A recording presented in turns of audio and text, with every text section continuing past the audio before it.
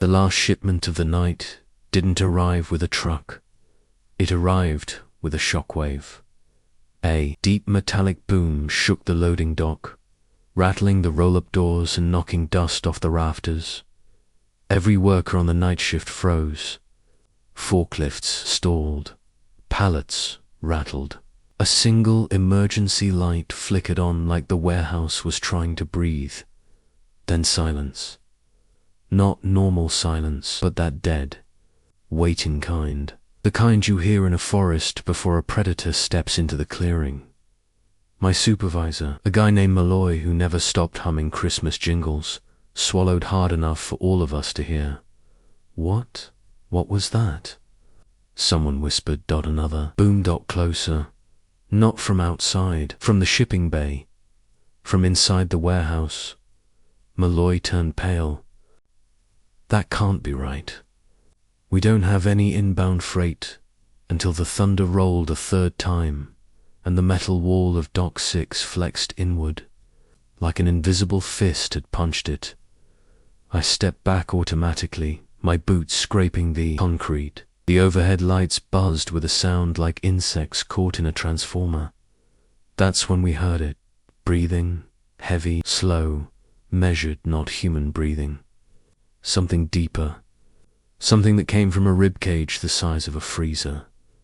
The other workers looked at each other like maybe the sound was coming from a vent or a machine, or maybe they were just tired. But I knew better. You don't forget that sound once you've heard it. I'd heard it in my neighbor's yard on Sunday morning. I'd heard it under the fog when the hunters marked the doors. I'd heard it in the back of my own house when claws scraped the siding. I knew that breathing wasn't human. It wasn't alone.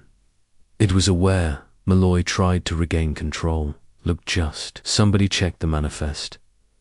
Maybe this is an auto-drop crate, or he didn't finish, because the wall dented again, this time outward, like something was trying to get out. Every forklift light blinked red simultaneously. Every motion sensor clicked off. Every bulb hummed at a frequency that vibrated the air. Somewhere deep in the warehouse, a high-pitched alarm started beeping. Not the fire alarm, not the evacuation alarm, the one we were told would never go off, the black signal. A few workers backed away from the dock. Others took out their phones, hoping to record something viral, something thrilling. But the air got colder. The lights dimmed to a dirty yellow, and the breathing grew louder. Malloy pointed at me. You? Go, check it. What? Why me? Because you've done dock audits before. Just see what's behind the wall. He didn't mean that. He didn't even believe it. He pointed at me because he saw something in my expression. Some leftover trauma from the weekend. Some instinctive recognition I couldn't hide. I walked toward the loading dock alone. Every step felt like wading into a soundless tide. My heartbeat seemed too loud. My breath fogged in the air, even though the warehouse wasn't cold enough for that. When I reached Dock 6, the dent in the metal was massive, big enough to fit my whole body inside. The steel was bowed outward like melted plastic.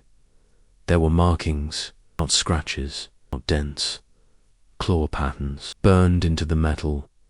Something inside the wall scraped downward, slow and deliberate, carving a glowing hot line into the dented, steal my breath, S-T-U-T-T-E-R-E-D. It wasn't trapped. It was testing its confinement. A whisper slid through the warehouse, not through air, but through bone. A warning, a feeling, a message meant only for me. It knows you. It remembers the scent. My spine locked. No, I whispered. That was the Alpha. The one from Sunday was another impact blasted the wall. A gust of hot, rancid air rushed through the dented seam. Light shattered above me. Then the metal door buckled inward. A single, massive eye stared through the gap. Gold-slitted focus directly on me. My pulse dropped into a cold pit. I heard a whisper in my own voice, but not from my mouth. Don't run. Not yet. It hasn't chosen.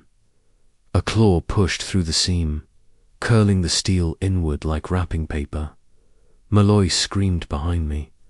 Workers scattered. Forklifts collided. Boxes toppled in a thunderclap of cardboard and chaos. I didn't move. I couldn't. The creature inhaled deeply, scenting the air, scenting me the same way the Alpha had on Sunday, the same way it had when I'd opened my blinds. The realization hit hard enough to knock the breath out of me. This wasn't just a monster. This was the thing the pack was waiting for. Cyber Monday's last shipment was their new Alpha. A whisper scraped along the back of my skull, not from outside, but inside. Look closer. The crate wasn't shipped to your warehouse. It was shipped to you. My vision blurred. Malloy shouted, "Run." But something in me whispered back, "Not yet. If you're still here, don't look away." Cyber Monday is when the moon collects the bill. The loading dock erupted in panic. Workers sprinted past pallet racks. One guy climbed onto a forklift like it was a life raft. Someone pulled the fire alarm, even though that wasn't going to do a damn thing. The shrill siren blared, echoing uselessly through the rafters. Malloy grabbed my shoulder. "Move. What are you doing?" "Move." But my legs didn't obey him. Not because I was frozen with fear, though I was, but because something in that dented wall, in that golden eye, in that breath, held me in place like a wire pulled tight around my ribs. The eye blinked once, slow, unhurried, like it had all the time in the world. Malloy kept tugging at me. "We're getting out of here. I'm not dying over some defective crate." "I don't think it's a crate," I said. Malloy blinked through the strobing alarms. "What did you say?" Before I could answer, the wall buckled again, not inward this time, but outward, like something inside had shifted position. The metal creaked. Heat radiated from the seam. A low rumble reverberated through the concrete floor. Malloy backed up, face flaming red. Nope, not paid enough for this." He tripped over a pallet jack and fell. I moved to help him, but a sound froze both of us, mid-motion. Scratching, but not panicked scratching. Not the frantic kind of an animal trying to escape. This was slow, calm, intentional. For claws, dragging deliberately across the metal, carving a symbol I didn't understand, but felt something old, something that hummed beneath my skin. The warehouse lights flickered hard enough to make the air strobe. Boxes rattled, forklift horns blared unintentionally, and another sound joined the scratching. Breathing, low, measured, human, dash-shaped. Malloy whispered, "What kind of thing breathes like that?" But I already knew. I stumbled back, every nerve firing. "Malloy, nobody gets this kind of shipment. No warehouse, no store, no company," my voice cracked. "Unless it's meant for them." He shook his head. "Meant for who?" Before I could answer, the overhead speakers crackled to life. A voice hissed through the static. Not a human voice, not an animal voice. Something between. "You're late." Workers froze again. Malloy's eyes bulged. "Who the hell is that? Who patched into our system?" Another hiss, distorted, wet, breathing layered under words. "Open the door." The creature inside the wall scraped its claws slowly down the metal, like it was agreeing with the voice. The lights flickered again. Half the warehouse went dark. Open loop number 1 widened. Who was speaking? Why did it know our system? And who was late? Malloy stammered. "We're not opening anything." The speaker hissed louder. "Closer. He will." Malloy's gaze snapped to me.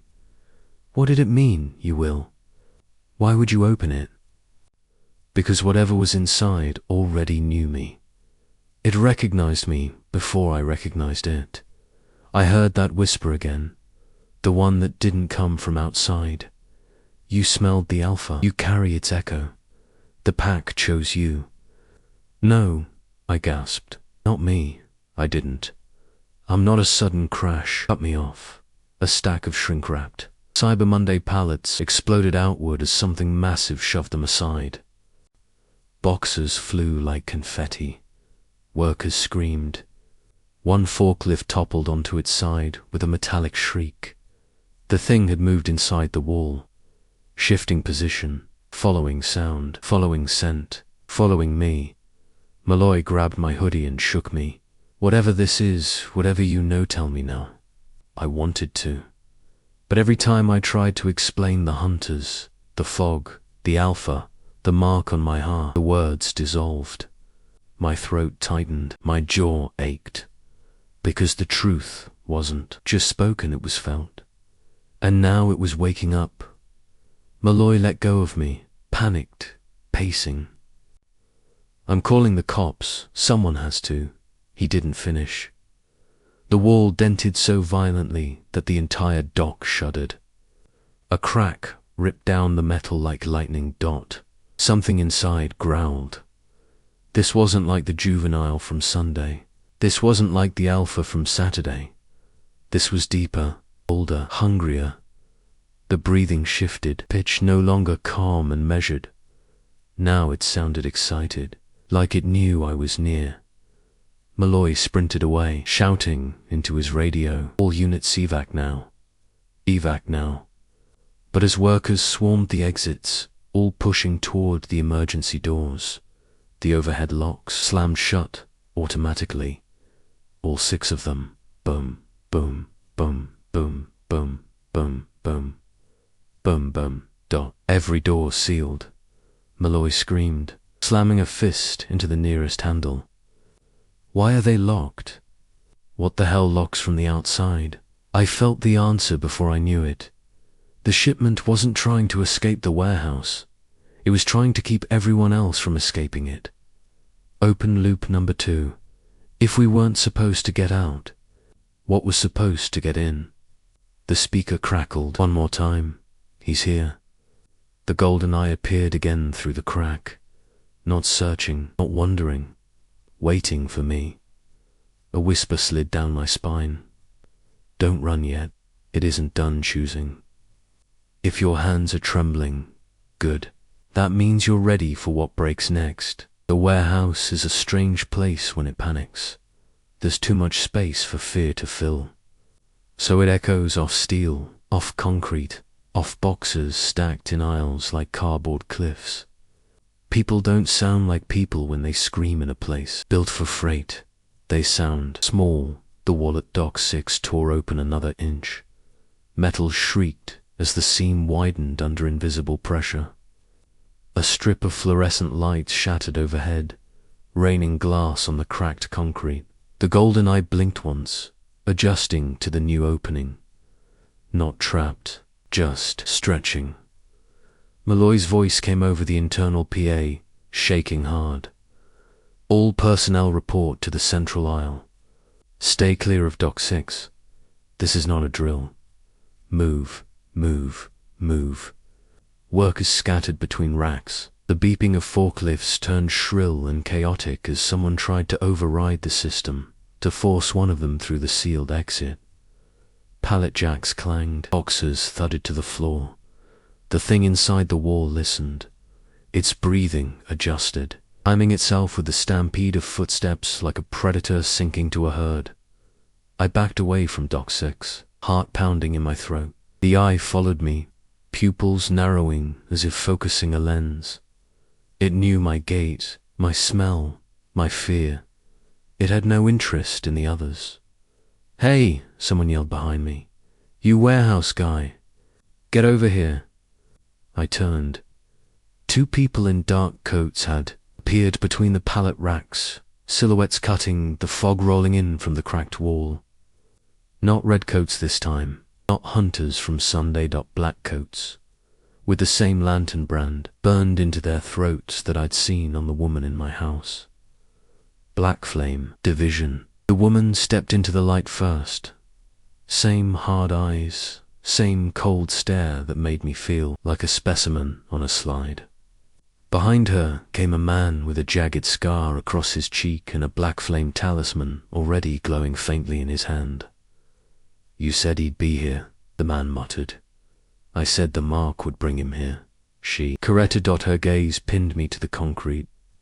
"Well," she added, "here he is." My mouth felt dry. You're from Sunday." "From my house, correct," she said. "And you came to us just like he said you would." "Who?" She tilted her head toward the wall. The golden eye watched us through the torn metal. A low rumble slid out of the seam, not angry, not impatient. Eager Malloy ran up, wild-eyed. "Okay, great. Law enforcement's here, or whatever the hell you are. Fantastic. Open the damn doors and get us out." The black flame woman didn't even look at him. "The doors are sealed by the shipment, not by us." "What does that even mean?" "It means the building is already claimed." The black flame man scanned the dented wall. Strange symbols glowed faintly along the seam, like the metal itself had learnt to hold runes. He hissed through his teeth. "Containment sigils, old ones. These boxes aren't freight, they're anchors." "Anchors to what?" My bones already knew. The golden eyes shifted again, focusing now between the two black flame hunters and me. My chest clenched. My heart skipped a beat. Then another. A sharp bolt of pain lanced down my spine, dropping me to one knee. The world tilted, sounds twisted.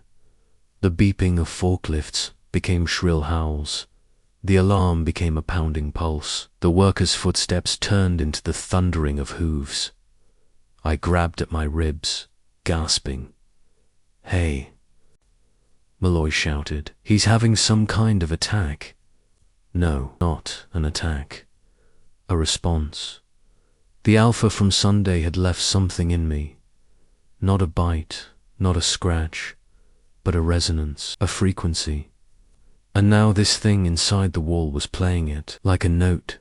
The black flame woman knelt beside me, grip iron on my shoulder. "Listen to me.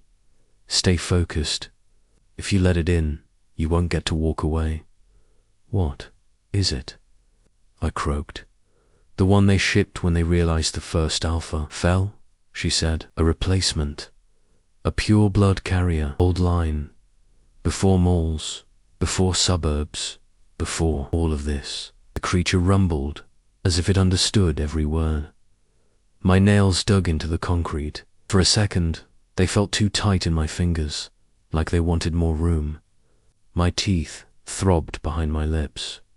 My vision blurred at the edges, sharpening in the center. Why is it looking at me?" I gasped. The black flame man answered without pity. "Because the previous Alpha touched your heart before it died. It marked you as a candidate." A low, shuddering growl rolled through the warehouse. The eye through the seam dilated. I felt the noise inside my bones, not like a sound, but like a command. "Stand, come, rise." My legs twitched, trying to obey. The black flame woman tightened, her grip fighted. "It wants you to step closer so it can finish the bond." Another stab of pain shot through my spine. My jaw locked. I tasted iron not from a bitten tongue, but from pressure inside my teeth. I heard other sounds too. A worker crying behind a stack of boxes, someone praying quietly in Spanish. Malloy cursing under his breath, voice rising higher with every phrase. The creature ignored them all. It only watched me. The wall tore another inch. A second claw slid through, thicker than my wrist, tipped with black keratin that steamed in the cold warehouse air. What happens if I don't move? I rasped. The black flame man glanced at the seam. then it takes longer. He held up his talisman. Its glow intensified as he stepped closer to the dented wall. The creature snarled at the light, recoiling slightly. For the first time, something like anger edged into its breathing. The black flame woman looked at me with that same clinical empathy. "We're not here to save you," she said. "We're here to determine whether stopping it means stopping you too." Malloy exploded. "What does that mean?" She didn't answer, because the metal wall finally split down the center with a scream of tortured steel, and the last shipment stepped into the warehouse. "If your skin is crawling, good. You'll need every nerve awake for what comes next." The wall didn't just break, it peeled open. The metal curled backward like torn skin, ripping in thick, groaning strips under claws strong enough to punch through steel beams. Shredded insulation drifted through the air like pale ash. Cold fog rolled in from the breach, swallowing the warehouse floor inch by inch. Workers screamed, stumbling back. Malloy grabbed the nearest pallet and used it as a shield. Though it wouldn't save him from what stepped through, a massive shape rose from the dark.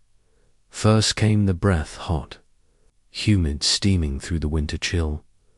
Then came the outline, a towering frame, shoulders like boulders, fur black as a sealed attic, shimmering faintly with a strange, oily sheen. Then the eyes, not gold, not amber, red, bright red, burning like embers crushed into skull sockets.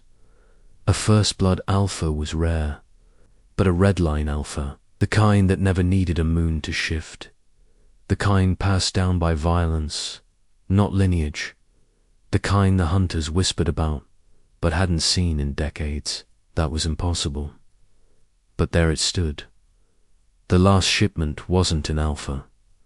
It was a correction, a creature made to replace the line that fell on Sunday.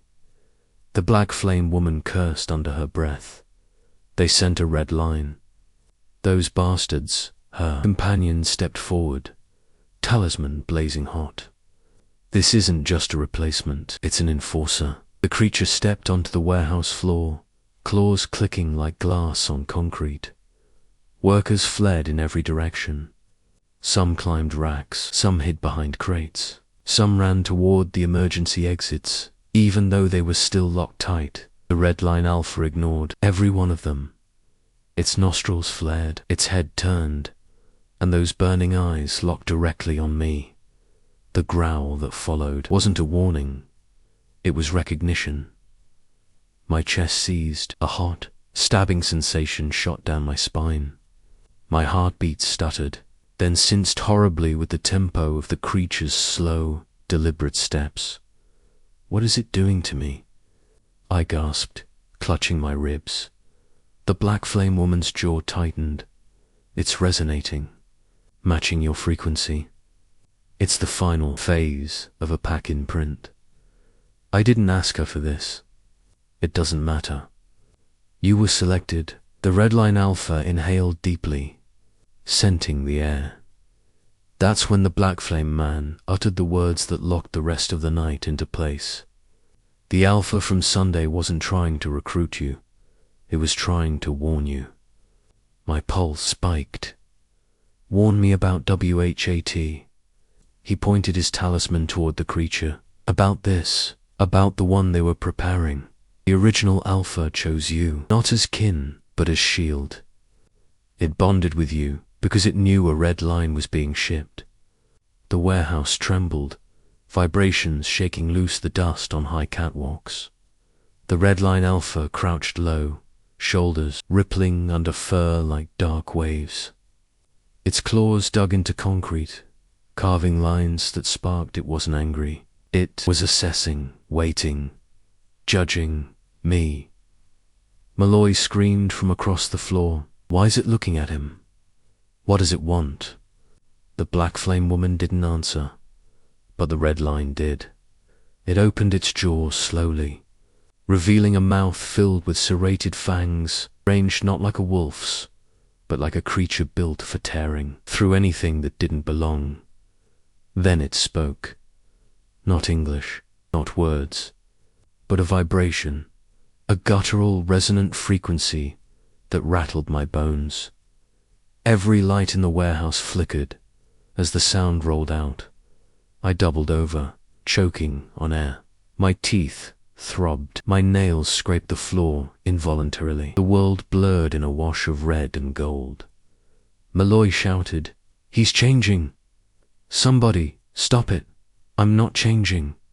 I screamed, though the last word twisted, snapping in two. Something too deep to be human. The black flame woman grabbed my face with cold, steady hands. "Listen to me. A redline doesn't choose an alpha. It eliminates them, whoever the Sunday alpha marked. This creature was shipped to excise, so it's here to kill me. No, if it wanted you dead, you'd already be pieces." She swallowed hard. "It's here to see if the mark in you is strong enough to replace it." The midpoint twist splintered through my skull. "Replace what?" She stared into my eyes. "Replace the entire pack." The Redline Alpha stepped forward, shadow swallowing half the loading dock. It raised one massive claw and pointed directly at my chest. "The hunters," said Malloy, sobbed. Workers hid. My pulse synced again with the creature's breathing. Each beat pulling something ancient and wrong awake in my ribs. The creature inhaled deeply and let out a low sound. Choose. Not a word. Not a command. A biological directive. A genetic ultimatum.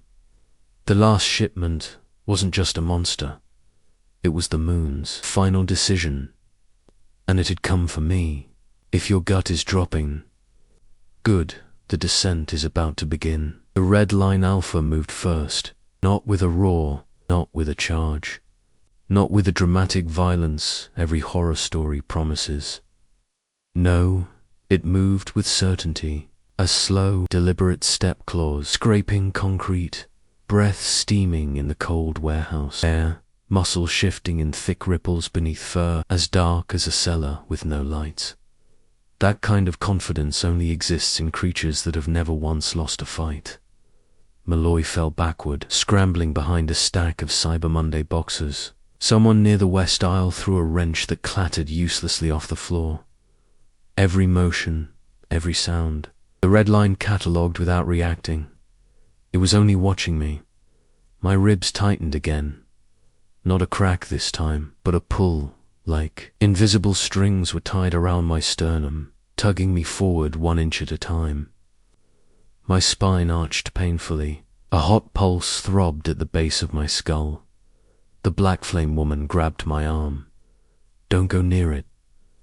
I'm not. A strangled sound crawled out of my throat. I'm not trying to, because I wasn't. My body was moving on its own. My heel scraped across concrete. Then my knee buckled. Then I straightened against my will. The Redline's gaze sharpened. Something flickered behind its eyes. A primal fire recognizing a spark. "You're reacting to the resonance," the black flame man muttered, talisman glowing hotter. The original alpha left more than a mark. It left an expectation. A sick, warping pressure twisted through my chest. Not like a transformation, not yet, but like the early, horrible knowledge of one. My bones felt hot. My breath came out in short animal bursts. My fingernails crawled beneath my skin, wanting to lengthen. "No," I whispered. "Not here. Not now." The red line tilted its head, curious. A teacher watching a student who's failing a test only one of them knows exists. Then, without warning, it charged. The warehouse floor shook under its sprint. Not running on all fours, but 2 legs, each step pounding like a hammer strike. Light shattered above it. Fog ripped around its frame.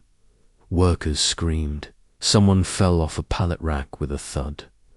The black flame man shoved me aside just as the red line's claws slammed into the concrete where I'd been standing, carving trenches deep enough to swallow someone's arm. I hit the ground hard. My vision shook. Static crawled inside my skull.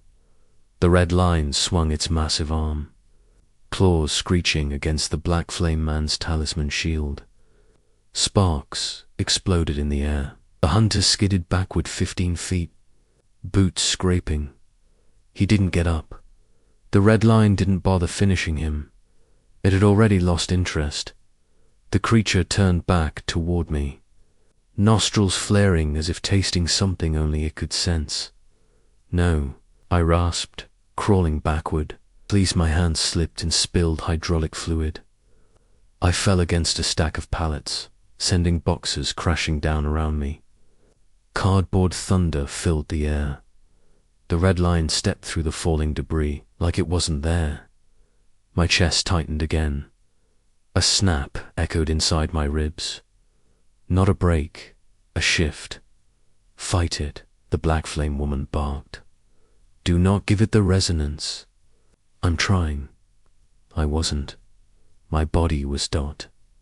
My breath hitched. My heartbeat doubled. My throat swelled. My hands clenched, fingers curling into my palms hard enough to draw blood. The red line stopped 3 feet away from me. It lowered itself to all fours, not in a stance to attack, but to evaluate. Its muzzle hovered inches from my face. I felt its heat, its breath, its authority. It inhaled long, deep, pulling the air from around me, like it was discovering whether I was prey, rival, or heir. My spine twisted again, a sharp, burning pain racing down every vertebra. I screamed, not human, not animal. Something between. The red line's eyes widened. Recognition, expectation, approval. Double quotes, no, the black flame woman whispered. No, no, this cannot happen. The creature rose to full height again, and then it made a sound no werewolf should. Be able to make a bow, not kneeling, not lowering itself, but dropping to one knee with a heavy thud, head lowered. The warehouse held its breath. What? What does that mean? Malloy whispered, voice shaking from somewhere behind a crate. The black flame woman looked at me with horror, genuine this time, not clinical, not professional. It means, she murmured, the red line sees him as a possible alpha. I shook my head violently. I'm not. I can't. But another heat surged through my limbs, stronger this time. My bones rattled. My breath went ragged. Every instinct screamed to run or fight or change. The red line rose slowly, staring at me with a terrifying patience. It wanted me to transform. It wanted me to answer its call. The black flame woman grabbed me, pulling me backward. Get up, move. If you shift in front of it, the entire pack system resets. Do you hear me?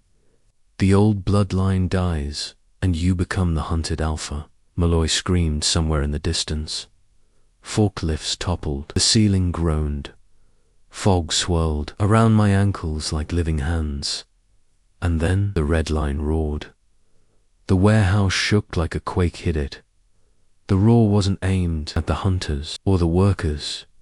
It was aimed at me. A challenge, a demand, a summons my bones answered. They shifted. They cracked. They began. The hunt wasn't the creature chasing me. The hunt was the creature trying to make me. If your pulse is sprinting, good, the climax is here. The shift didn't begin all at once. It began with the smallest betrayal. A pop behind my jaw, a pulse in my fingertips, a heat in my spine that shouldn't exist in human bodies. My back arched involuntarily, a shudder ripping through my ribs, like something inside me was trying to force its way outward. My breath came in ragged bursts. My vision trembled, edges darkening as the Redline Alpha's roar vibrated in my bones. The warehouse floor felt alive beneath me. Or maybe I was the one, changing enough to notice its heartbeat. The black flame woman clamped her hands on my shoulders, shaking me hard. Look at me. Stay grounded. If you shift with him watching, he'll claim you as the new alpha and tear this place apart to prove it. I can't. Another crack snapped through my spine. My knees buckled. The Redline Alpha stepped forward, towering, massive, framed in the flickering emergency lights like a living eclipse. Its breath came in slow, controlled bursts, each one sinking with the spasms shuddering through my torso. It wasn't just watching, it was guiding. It rumbled deep in its throat, a low, resonant register only something ancient would know how to produce. The sound coiled around my ribs, wrapped around my sternum, slid behind my heart. My pulse skipped and matched it. The warehouse fell silent. Workers crouched behind crates. Frozen Malloy whimpered softly, whispering to himself in choked fragments. The black flame woman's voice was almost a plea. Break eye contact. Now, but I couldn't. The creature held me in place, with more than its gaze. It held me with destiny. The black flame man staggered to his feet, coughing blood, talisman cracked but still glowing. We need to break the resonance. Light it up. He slammed the talisman onto the ground. A shockwave of pale fire burst across the concrete like a spreading burn. The red line snarled a fierce, outraged sound that made forklifts wobble, loose chains rattle, and rows of boxes collapse in a domino. Crash the fire didn't harm it, but it distracted it. The bond broke for half a second. The pain inside me surged, then fractured. My body rebelled, bones snapping like dry branches, muscles tightening with impossible strength. My nails split as something sharper pushed up beneath them. Hair prickled along my arms. My vision swung wildly between red, black, and gold. The black flame woman held my head steady. Focus. Fight it. This thing wants to crown you, and if it does, everyone in this room becomes tribute. A sound shattered her sentence. A howl. Not from the red line, from me. Short, choked, forced, but unmistakably Lupin. The warehouse froze. The Redline Alpha went still. Then slowly, almost reverently, it lowered itself again. One knee, head bowed. It wasn't challenging me. It was submitting. Malloy screamed. What does that mean? Why is it kneeling to him? The black flame woman's face went grey. It means the pack accepts him. The red line accepts him. That's good, right? Malloy begged. The hunter shook her head slowly. No. It means he's now the priority target. The highest value kill. The moon will send everything it has to break or claim him. My spine snapped again, another bone twisting, another shard of pain ripping across my ribs. I grabbed the floor, gasping, trying to stay human. The black flame man gritted his teeth as sparks danced around his cracked talisman. We don't have long. If he completes the shift, this facility becomes a slaughterhouse. The red line rose with a slow, terrifying grace. It wasn't bowing anymore. It was welcoming. It stepped close, close enough to feel its heat, close enough to hear its heartbeat, close enough for its breath to brush my skin. It raised a single, hand, pressed it gently to my sternum. Every nerve fired like lightning. I screamed human and not human, woven together in a single tortured noise. The pressure on my chest grew, not stabbing, not cutting, but marking. The creature wasn't trying to kill me. It was trying to complete the imprint. The warehouse alarm blared again, distorted from earlier damage, sounding less like a siren and more like a metallic shriek. The black flame woman acted first. She lunged forward, shoving a burning sigil strip directly against the Alpha's outstretched arm. The red line roared, fury ripping through the air, the sound hitting me like a tidal wave, snapping the resonance, breaking the internal pull. The creature turned on her, claws raised, and I saw something I shouldn't have. Its neck, a pale scar, a symbol burned into its flesh. A brand, the mark of the Shipment system. This creature wasn't the moon's choice, it was the moon's punishment. Light flickered violently. My vision blurred. My bones stopped mid-shift. My breath steadied barely. The red line lunged at the black flame woman, but I moved first. I didn't think. I didn't plan. I didn't act like prey. Something inside me answered its roar with a sound so deep it rattled the ductwork. A warning growled up mine. The red line stopped mid-dash swing.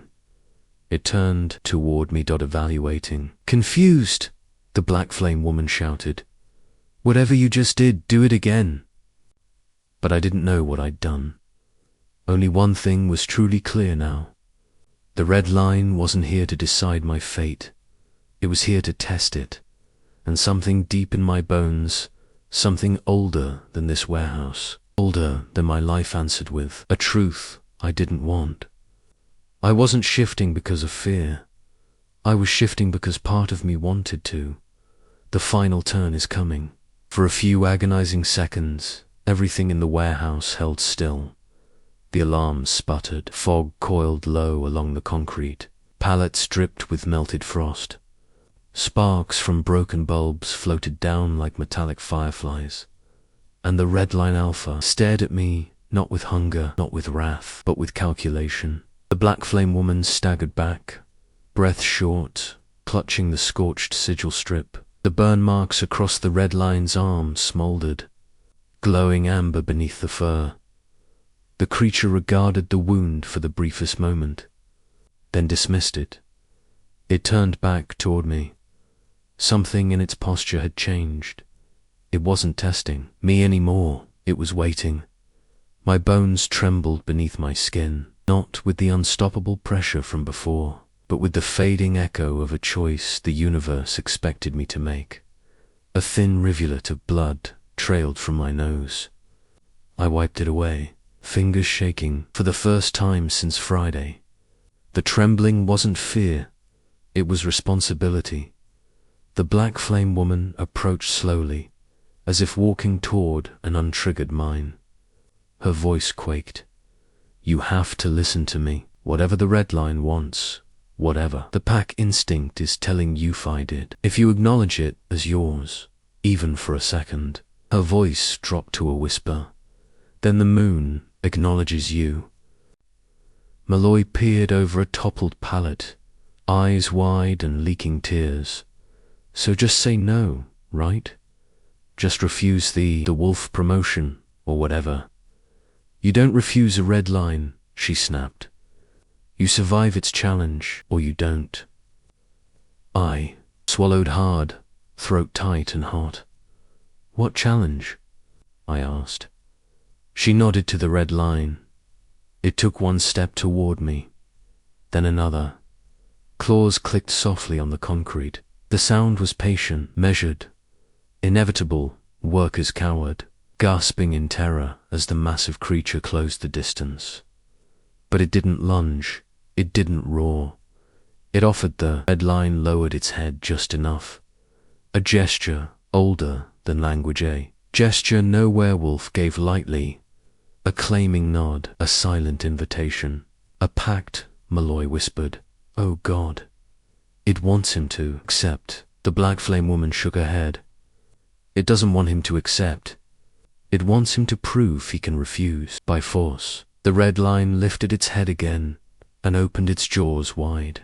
Not to bite, to challenge. My pulse pounded in my skull. My bones hummed with a half-finished shift. The echo of Sunday's Alpha throbbed in my ribs, a ghost of a bond that almost happened.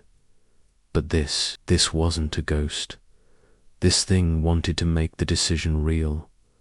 I took a step forward without meaning to. The air grew hotter, my vision sharpened around the edges. The black flame woman hissed. Stop, don't approach it," but the red line reacted. It lowered its stance, shoulders tight, claws digging into the floor. The challenge had begun, whether I wanted it or not. Fog pulled inward toward us like gravity had shifted. Boxes rattled. Cranes creaked overhead. The building itself felt like it was leaning closer to watch. The red line inhaled deeply long enough that my chest involuntarily mirrored the motion. "No," I whispered. "Stop it. Stop it."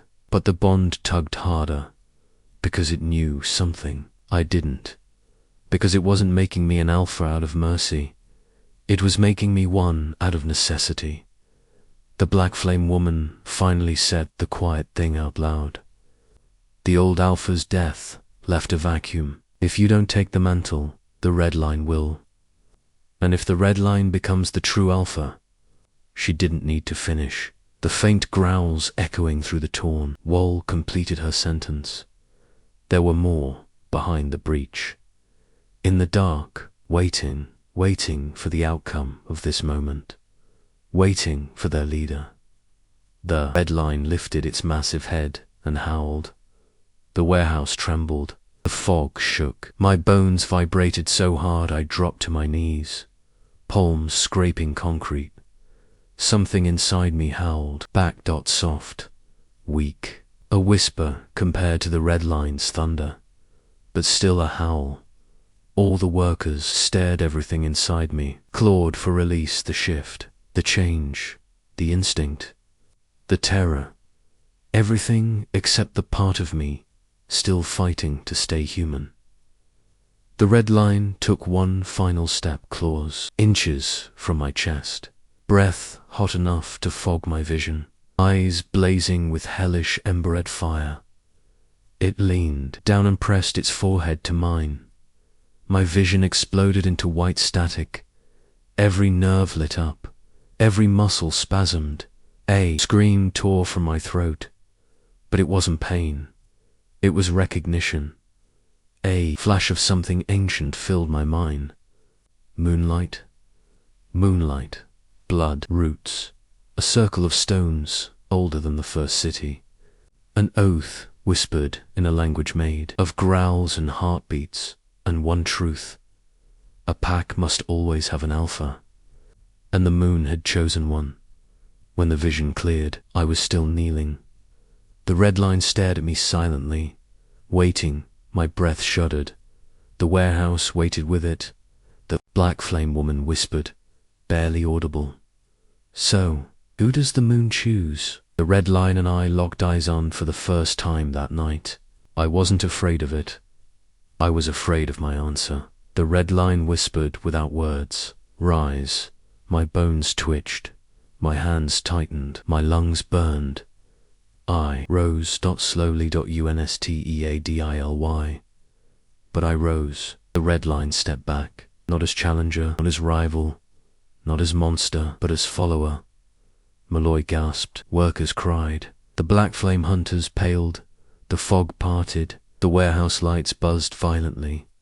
Someone howled from the breach. Not the red line, not me. Something older, something still inbound, something the shipment wasn't meant to replace, but to awaken. The red line turned toward the breach, posture suddenly reverent. Slowly. I felt myself turn with it. Not because I wanted to, but because the moon had just whispered something terrible into the night. The last shipment wasn't the last. It was the first, a herald, a key, a test. And the one coming behind it was coming, for me, and not to challenge, to claim. The black flame woman backed away. Oh God, you weren't the target. You were the lock. A massive shape shifted in the darkness beyond the torn wall. Something too large, too old to silence. The warehouse air grew colder. The red line bowed deeply. My breath stopped. Its arrival wasn't heralded by footsteps or breath or sound. Only a whisper that wasn't mine. Alpha, the real one, had arrived, and it was walking straight toward us, straight toward me. The red line lowered its head until its muzzle brushed the floor. I felt my knees tremble again. The moon had made its final decision, and the night was just beginning. Asterisk, if you're still here, the night hasn't released you yet. Stories like this don't end. They circle you. They wait behind the quiet moments. They breathe down the back of your mind and whisper, "Your door isn't locked as tightly as you think." If you've ever heard something move when nothing should move, if you've ever heard a howl that didn't sound like any dog you've known, leave a word below. Someone else wandering these dark halls will recognize it, and maybe they'll warn you before the next shipment arrives. And if you want to hear the next part of this curse, subscribe before the next full moon.